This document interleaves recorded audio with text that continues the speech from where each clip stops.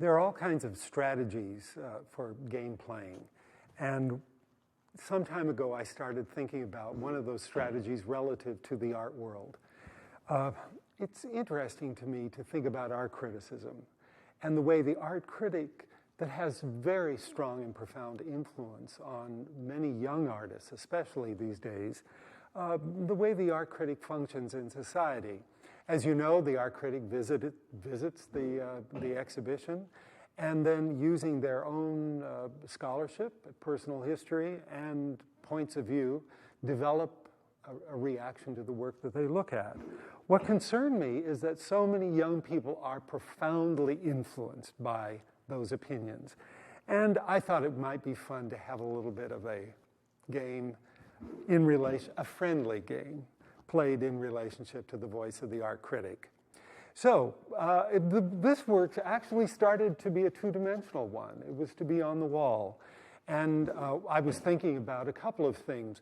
One, something like a drawing that happens in space up above the piece, where these linear gestures look as though they're animated by something up above, but we can't see, like a marionette show. And down below, I wanted to have something that reminded me of those cats that were stuffed that sat on those platforms in the old carnivals, and you threw baseballs at them, knocked them off the fence, and if you're lucky, you win a teddy bear or something of the sort. Replacing the idea of the cats, however, I thought to do something that had a little figurative reference to the critics. So the game began to develop, as I said, first two-dimensionally, and it got larger and larger until finally I said, Gerhardt, this has got to be a real playable game. And at that point, I had a number of ideas came to mind. So the balls that one plays the game with include bits of text that are actually directly taken from Art in America. These are words of critics in print, and notice how nicely they resemble eyeballs. I hope you see that. The player comes and plays the game, throws the eyeball at the subject, and I think kind of wonderfully, My dear, the voice of Jeff Koons has made it impossible to accept the existence of this work. So by knocking over the critic, you activate the voice of the critic who is telling you what the work is not. It is impossible to sanction the credibility of this work without recognizing its debt to Kandinsky. In the long run, what is the recourse? I mean, I don't think that there's anything to be done except simply to look on your own terms, and that's specifically what I had in mind. I think art needs to empower the spectator. It is an extension of the people who create the artworks, but the completion of the circuitry informing art is when the eyes of the viewer and the minds of the viewer come to the work and interact with it. If you want to regard that as a game, okay. I've done a number of works subsequent to this one that were really necessary because so many great ideas kind of started bubbling forward after I did this. The second of those games is called Dinner Talk, and it shows a group of 12 critics, the number is significant, sitting around an oval table looking out at the audience for the artwork. Behind them hangs a long curtain, and it is the subject of their criticism.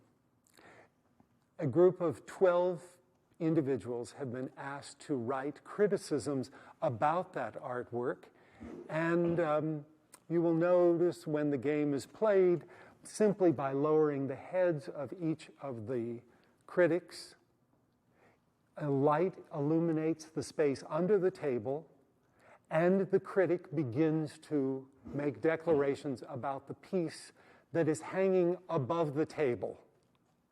What I love about the piece is that it's possible to lower all 12 critics, so they're all speaking together underneath the table. Of course, that's the place where art critics make their most profound comments. And the fact that they are looking at each other under the table leaves the artwork itself free for the audience. The third piece involves a group of about 30 members of an audience. And all those members of the audience are sitting on 3 shelves looking out at the viewing audience for the artwork, and what represents the artwork in this piece is hanging behind them. So in the background, I played with the initial of my own name, Gerhardt, and drew it very spontaneously, eventually allowing it to take on the character of forms that are suspended in space. They are animated as I see them. Are they undersea forms? Are they floating in the air? Are they ready to sprout legs? I don't know. But to me, they are as live as the letter G is when I sign my name. You may notice that as you lower each of those members of the audience, it puts them into a position where they're looking behind them at the artwork that is on the wall. There is an echo of their presence in that artwork. You might look for that as a member of the audience. And as the head is lowered, on the interior of it are fragments that were taken from those Victorian stencils that I've talked about earlier and used in other works. Those fragments suggesting to me the filters through which each of us think about or react to works of art that we see in common. 12 people can look at the same artwork. Each of them sees it from a different point of view. And I was trying to echo some of that within that piece. And then the final work is a piece that does, what is it? The ultimate revenge, I guess. Because in this case, I've taken the images of the critics and embedded them into a woven textile, so that the subject that they are critiquing now is containing them.